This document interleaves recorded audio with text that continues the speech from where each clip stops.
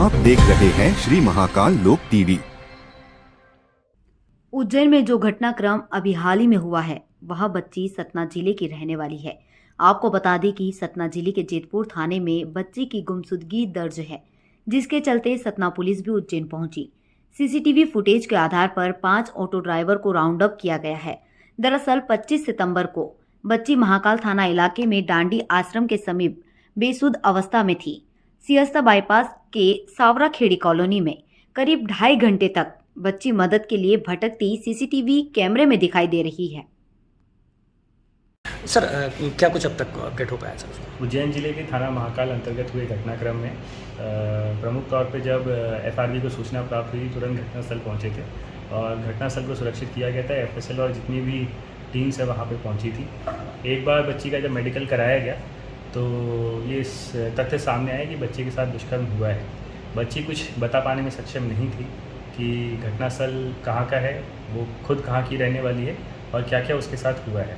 इसके लिए एक अलग से काउंसलर हम लोगों ने किया जिसने काफ़ी सहज तरीके से बात करके काफ़ी चीज़ें निकाली। इसके बाद क्योंकि बच्ची के इन्फेक्शंस वगैरह थे और कुछ चोटें वगैरह थी तो इंदौर रेफ़र किया गया। इंदौर में स्पेशलाइज्ड जो पैनल ऑफ डॉक्टर्स है उन्होंने ट्रीटमेंट किया, सर्जरी की, सर्जरी सक्सेसफुल रही। सर्जरी के दौरान जो खासकर ब्लड रिक्वायरमेंट्स थी वो वहाँ पे जो पुलिस कर्मचारी थे, वॉलंटियर्स थे, उन्होंने दिया। अभी तक की जो इन्वेस्टिगेशन निकल के आई है प्राइमरीली यही है कि वो सतना में उसकी एक दिन पहले की गुमशुदगी थी। उसके बाद वो 25 तारीख को यहाँ पे दिखी हैं। दिखने के बाद एक ऑटो में बैठते हुए जाना पाया गया था। उस ऑटो को जब हम लोगों ने देखा तो उसमें बैक सीट में ब्लड स्टेन्स वगैरह थे। पूछताछ में उसके दौरान ये बताया गया कि वो उसके ऑटो में बैठी थी, उसकी बातचीत वगैरह हुई थी और कुछ समय तक जो विक्टिम है उसके साथ वो घूमा था।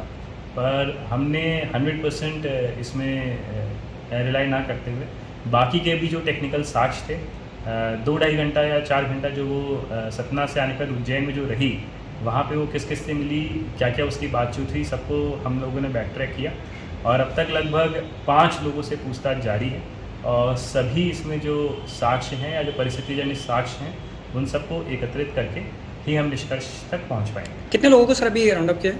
अभी 5 लोगों को 5 लोगों से पूछताछ जारी है और 5 लोग कहीं ना कहीं जो घटना दिनांक, घटना स्थल, घटना समय रहा है उस बच्ची से बातचीत करते हुए या संपर्क में आते हुए दिखे हैं। तो सर क्या ये गैंगरेप का मामला भी हो सकता है? नहीं, ये गैंगरेप का मामला नहीं है। ये जो अलग अलग समय पे जब वो उज्जैन में पहुंची है तो कुछ देर के लिए अलग अलग लोगों से अलग अलग समय पे मिली है, इसीलिए ये गैंगरेप का प्रकरण होना थोड़ा सा मुश्किल है। सर जिस तरह से उसके जो जनांग हैं उनमें जो जिस तरह से चोट आई है, ब्लडिंग हो रही थी, आपको लग रहा है सर कि क्या इन्होंने कुछ इस तरह से मतलब हरकत हुई है उसके साथ, जो अरेंजमेंट हुआ है, कुछ हथियार?